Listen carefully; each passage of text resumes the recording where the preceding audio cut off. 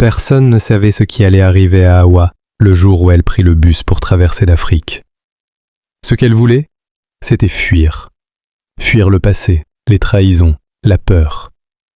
Mais certaines choses ne se fuient jamais. Hawa avait 23 ans.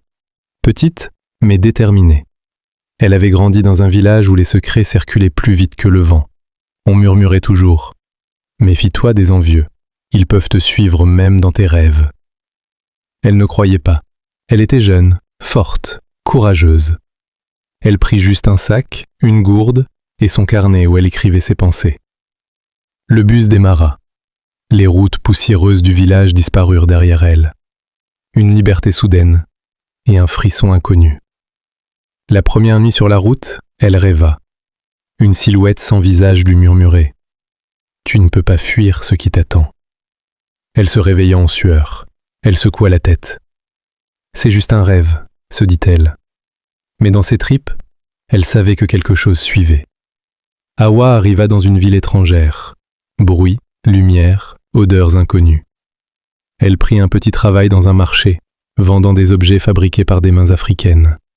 Tout semblait normal. Trop normal. Un soir, un vieil homme l'appela.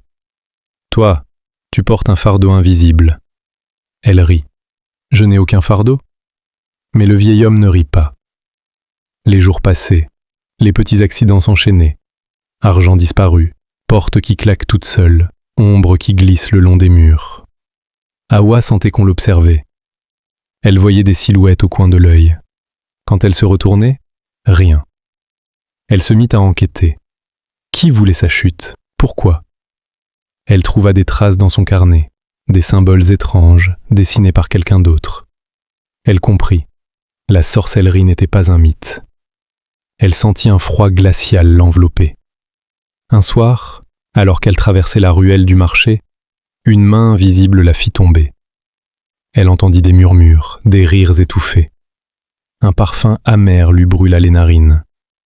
Elle comprit qu'elle était tombée dans un piège. Elle tenta de courir, mais chaque sortie semblait se refermer. Elle rencontra un prêtre africain expatrié. Il l'écouta et dit « Hawa, tu as éveillé la jalousie. Quelqu'un ne supporte pas que tu réussisses. » Elle pleura. « Comment savoir qui ?» Le prêtre sourit. « Tu le sentiras dans ton âme. » Commence alors un combat invisible. Prière, méditation, nuit blanche, protection symbolique. Chaque progrès était minime. Chaque échec la rapprochait de la peur absolue. Mais Hawa résistait. Elle refusait de céder. Un matin, le soleil se leva différemment. Les ombres semblaient plus claires.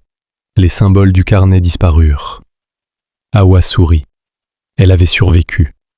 Pas parce qu'elle était chanceuse, mais parce qu'elle avait compris. Le pouvoir ne vient pas de fuir, mais de se lever malgré tout. Hawa ne devint pas riche.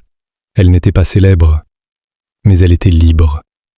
Et dans ses yeux brillait la certitude que personne, pas même les forces invisibles, ne pouvait décider de sa vie à sa place.